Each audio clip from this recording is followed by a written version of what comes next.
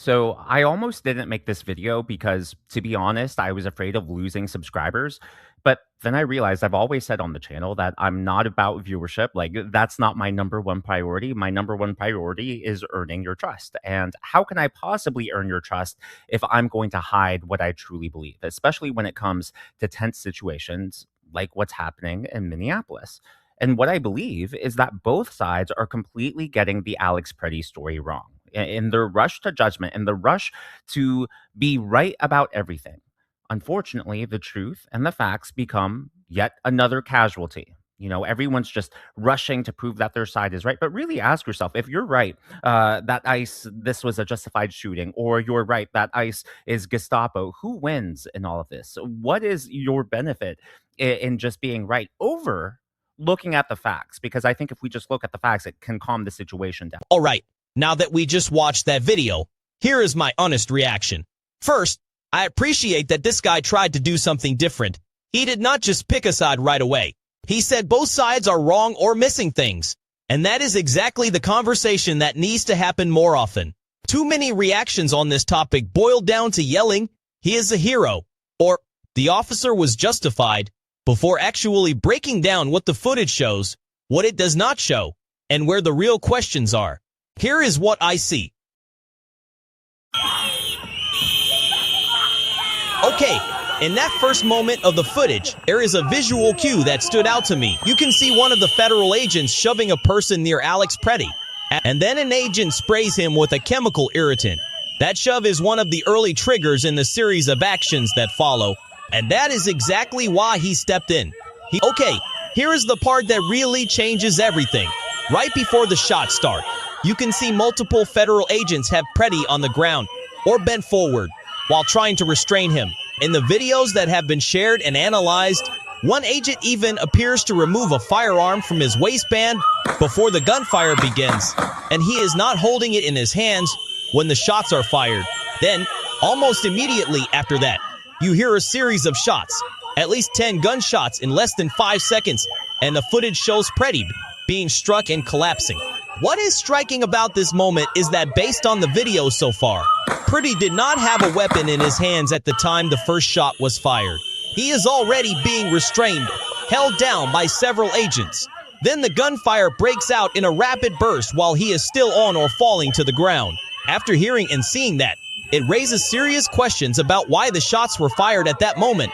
Was there a clear threat, or was this a shoot-on-ground situation after the struggle? That is exactly the kind of detail people on all sides are arguing about, and it is why this footage has been getting so much attention and scrutiny. I want to be clear, I am not here to guess the motives of any individual agent. I am just reacting to what the video shows and sounds like in that shooting sequence. Alright, let us replay this part again, because if we are going to be honest, we have to talk about what this also looks like from the other side. When you slow the footage down and watch it again, it does appear that Alex is not fully complying with commands once officers move in. There is a lot going on. Yelling, movement, chaos. But you can see moments where officers are trying to control him, and he is resisting being restrained. And here is an uncomfortable truth that does not get said enough. When an officer gives you a command, especially in a chaotic situation, the safest move is to obey, even if you think the officer is wrong. You never want to turn an encounter with law enforcement into a physical struggle, even if your intentions are good, even if you are trying to help someone, even if you believe the officer escalated first.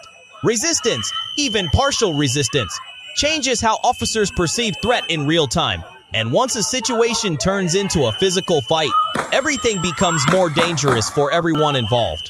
That does not automatically justify what happened next, but it does explain how things can spiral out of control fast. This is why these situations are so complicated. You can acknowledge questionable actions by officers and still recognize that resisting commands is one of the worst things you can do in a high-stress encounter. Two things can be true at the same time. People can question whether force was used too quickly, and people can also say that fighting or resisting officers is never a smart move, no matter how unfair the situation feels in the moment. Now here is the part that really matters for me, because you can see in the footage that once Pretti is pinned down or on the ground, that is when the shots start. And this is where a lot of people are asking the exact same question I am. About to ask. Officers should not use deadly force unless they honestly think someone is about to harm them. From the videos that have been released so far, Pretti is first seen holding a cell phone, not a gun, as the encounter begins. It is not clear in the bystander footage that any officer ever saw him point a weapon at them before the shooting starts. In fact, video reviews from major outlets show that a gun is pulled from his waistband after he is already on the ground and being restrained, just seconds before shots are fired. That means what we see on camera does not clearly match what some officials initially claimed, that he approached officers with a gun or raised it toward them. A lot of people watching this footage honestly see someone with his hands visible, often with a phone, not someone threatening to shoot an officer. In most law enforcement policies, the only time you can shoot is when you believe there is an imminent threat of death or serious bodily harm, like a weapon actually being aimed at you, not just a firearm somewhere on the scene, and not after someone has already been taken to the ground and restrained. That is why many people, including experts and witnesses, are asking, if officers did not actually see a gun pointed at them, should they have opened fire at that moment? I am not making a legal judgment, only pointing out what is visually clear in the footage and what many independent analysts, use of force experts, and journalists have said when reviewing the video. The debate over whether deadly force was justified usually comes down to whether there was a real and immediate threat, not just a perceived threat that might have been there. That is part of why this incident has sparked such a massive reaction, because what we can see on video does not clearly show an immediate danger that would justify shots fired. So here is my honest conclusion. After watching this video and replaying the key moments, I definitely saw people pointing fingers on all sides. Some are saying this was justified self-defense, while others say it was an unjustified shooting. The administration narrative claimed that Alex Pretti attacked the ICE officers and posed an imminent threat.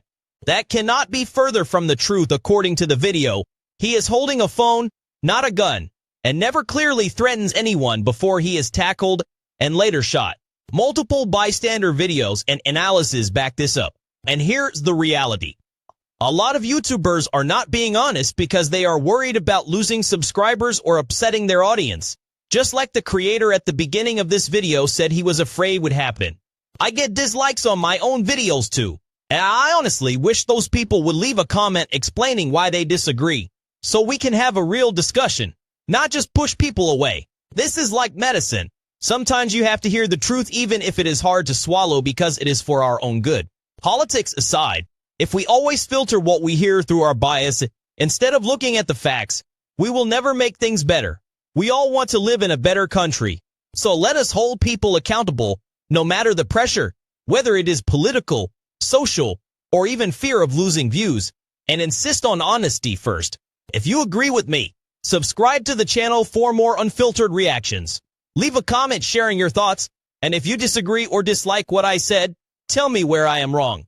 I want to hear your perspective so we can have a real conversation and get closer to the truth.